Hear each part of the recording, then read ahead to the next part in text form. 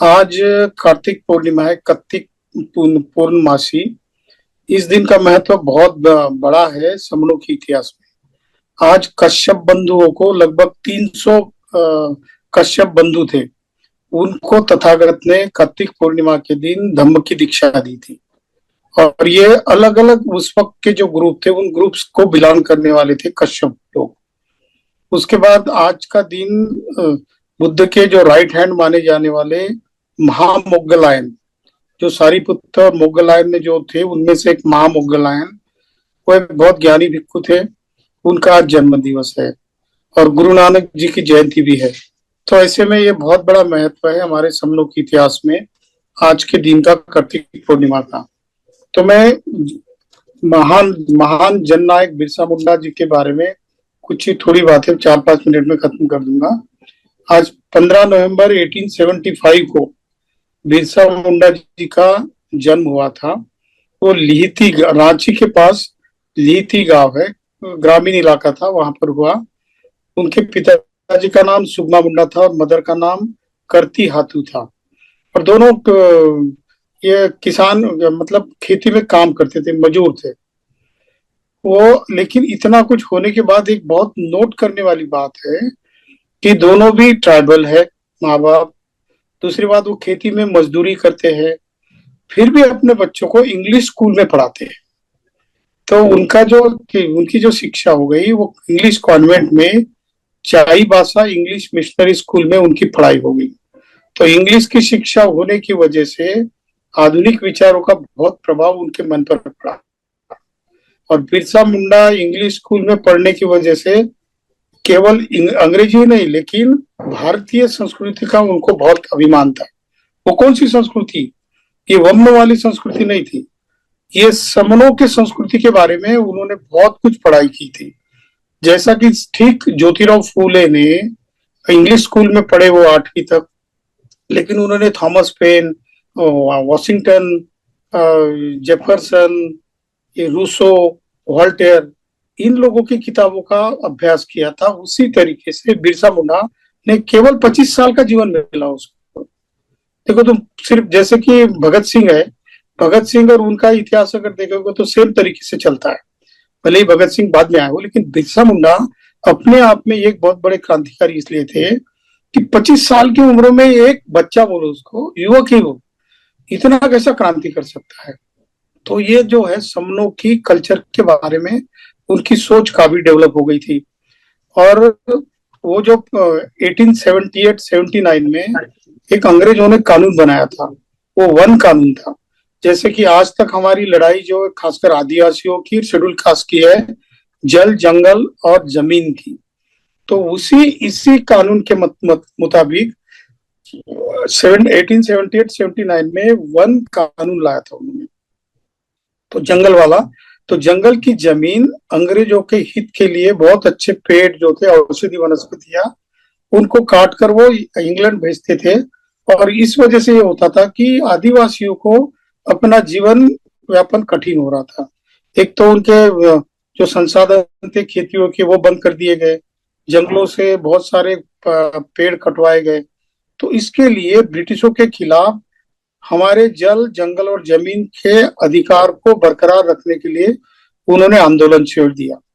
और वो जो फल होते थे, कंदमूले हुआ करती थी या लकड़ियां होती थी, इस और चारा होता था जानवरों के लिए, उसको बंदी कर दी।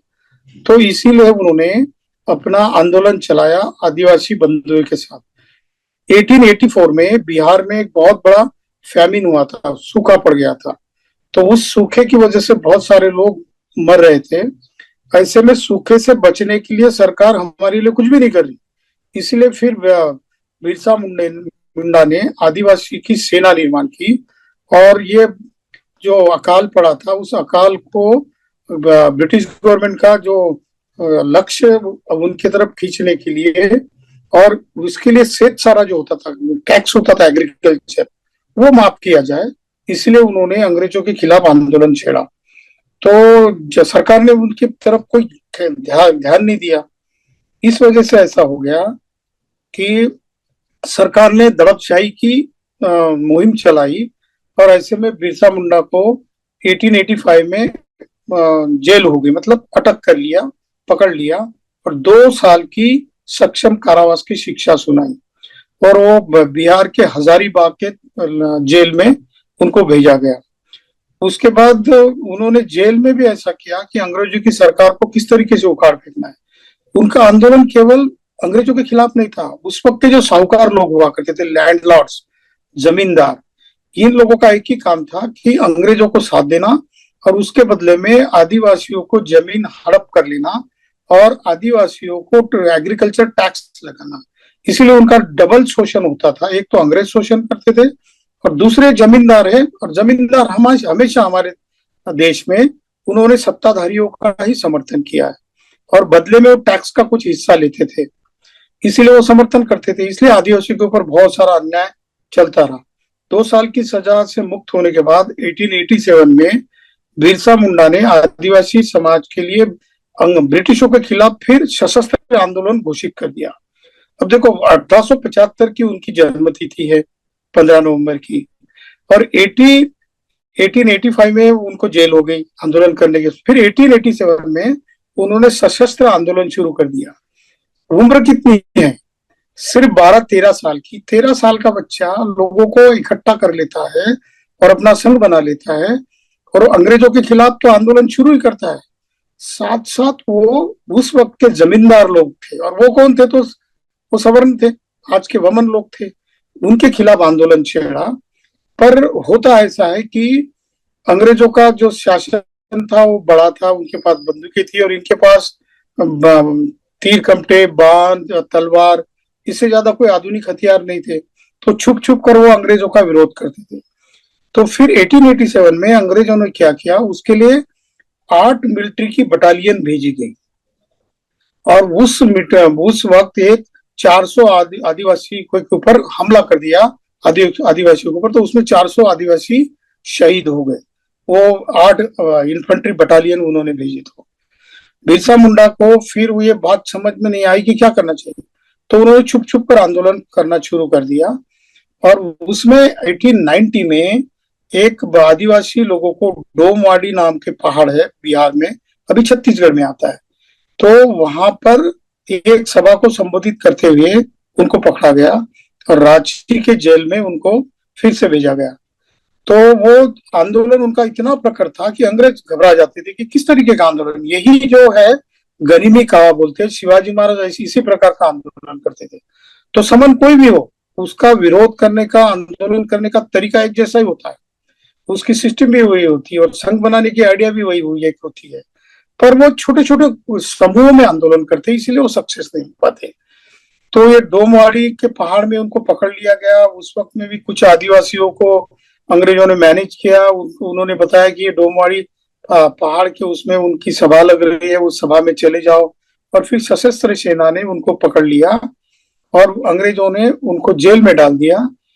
उन्होंने क्या खाना छोड़ दिया फिर, क्योंकि मेरा कसूर क्या है, मैं तो अपने लोगों के हक और अधिकार के लिए लड़ाई लड़ रहा था और आप मुझे अंदर कर रहे हो, जेल में डाल रहे हो। लेकिन उनके ऊपर इतने अत्याचार कर लिए गए। 20 मई 1900 को, केवल 25 साल की उम्र में, उनको खून की उल्टी हो गई। अब ये खाना नहीं खाने से खून की उल्टी नहीं हो सकती, तो उनकी मृत्यु हो गई 20 मई 1900 में। तो ऐसा बताया जाता है कि अंग्रेजों ने कुछ उसमें पॉइजन वगैरह दे दिया हो, इस वजह से उनको खून की उल्टी हो गई थी और वो उनको वैसे ही हालत में कोर्ट में ले गए और कोर्ट में वो बेशुद्ध हो गए और उनकी वहां पर मृत्यु हो गई। ये 9 जून 1900 की घटना थी। 20 मई को उनको उल्टी हो गई, फिर हॉस्पिटलाइज कर दिया गया और 9 जून 1900 को उनका अंतिम दिन है, मतलब उस दिन उनकी मृत्यु हो गई। और ये लोगों ने बता दिया कि वो किस वजह से मर गए, तो कॉलेरा हो गया, कॉलेरा की साथ थी, लेकिन ऐसा कुछ भी नहीं था। उनकी जो मौत हो गई वो संशयातीत स्थिति में हो गई, जैसा कि नेपोलियन को पकड़ लिया था अंग्रेजों ने। वो वाटरलू का जो युद्ध हुआ था नेपोलियन के साथ, और नेपोलियन को पकड़ लिया और फिर बाद में अंग्रेज और फ्रांस लोगों के दोनों के युद्ध हो गए, उसमें अंग्रेज जीत गए और फिर अंग्रेजों का बोलबाला हुआ। तो नेपोलियन जैसी कहानी थी। उसको आर्सेनिक जो एक केमिकल है वो दिया गया था इसी तरीके का कुछ तो भी पॉइजन बिरसा मुंडा को दिया गया था, ऐसा अभी रिसर्च होकर आया है। तो ये एक बात देखिए कि बिरसा मुंडा नाम का ये एक 25 साल का लड़का लगभग 12-13 साल के उम्र से आंदोलन शुरू करता है, कॉन्वेंट की इंग्लिश स्कूल में पढ़ता है, बहुत सारे ग्रंथों का अध्ययन कर लेता है और भारत की पुरानी समरों की संस्कृति का अभ्यास भी करता है। और पहले तो आंदोलन करता है, फिर बाद में आंदोलन तीव्र कर देता है, सशस्त्र आंदोलन करता है। तो ऐसे में वो शहीद हो जाता है। आज की आपने सारे मुख्य न्यूज़पेपर जो है, मेन मेन जो मीडिया होती है वो ऐसा ही करती है। आज प्रेसिडेंट ऑफ इंडिया का आर्टिकल भी आया है लोक सत्ता में और इंडियन एक्सप्रेस में। उन्होंने तो अच्छा लिखा है बिरसा मुंडा के बारे में, लेकिन गवर्नमेंट उनको उनकी एडवर्टाइज में लिखा है भगवान बिरसा मुंडा।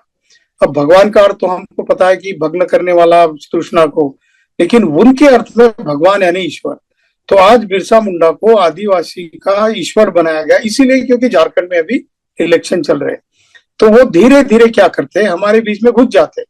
जैसा कि मैं समन हूं के ग्रंथ में हमने बताया 3 प्रकार के तरीके होते हैं। एक तो शुरू में निग्लेक्ट करते हैं, दूसरे और प्रखर विरोध करते हैं, अगर नहीं माना तो हमारे बीच में घुस जाते हैं और उसको डाइल्यूट करके उसके रेवोल्यूशन को, क्रांति को खत्म कर देते हैं। तो अब ये तीसरा दौर चल रहा है आदिवासियों के आंदोलन को खत्म करने का। तो अभी बिरसा मुंडा को भगवान डिक्लेयर कर दिया, ईश्वर डिक्लेयर कर दिया, अब आदिवासियों को गुमराह किया जाएगा। तो समन संघ यही कहता है कि आपका इतिहास, आपकी पहचान, आपकी संस्कृति अगर आपको जाननी है तो हमारे जो नायक है जिन्होंने आंदोलन किया था इतिहास में, उन आंदोलनों की स्मृति हमको रखनी चाहिए। तब जाकर हम कहेंगे कि सारे के सारे SC, ST, OBC, converted minorities ये एक ही प्रकार के समन है, पर इनकी लाइफ स्टोरी, लाइफ और मिशन को हमको जानना पड़ेगा। तो आज के जयंती के उपलक्ष्य में बिरसा मुंडा को समन संघ शत शत प्रणाम करता है। मोगलायन भंते को भी करता है, काश्यप बंधु की दीक्षा हो गई थी उसी लिए करता है, और गुरु नानक जी को भी नमन करता है। इतना मैं आप आज के उपलक्ष्य में कहता हूँ। मुझे समन संघ ने मौका दिया, इसलिए मैं समन संघ का बहुत आभारी हूँ। अगर मेरी बात से कुछ गलत हुआ हो तो संघ मुझे माफ करे। संघे यो खलितो दोषो, संघो खमुतु तम्मम। जय भीम, नवोदय, संघ नमामि।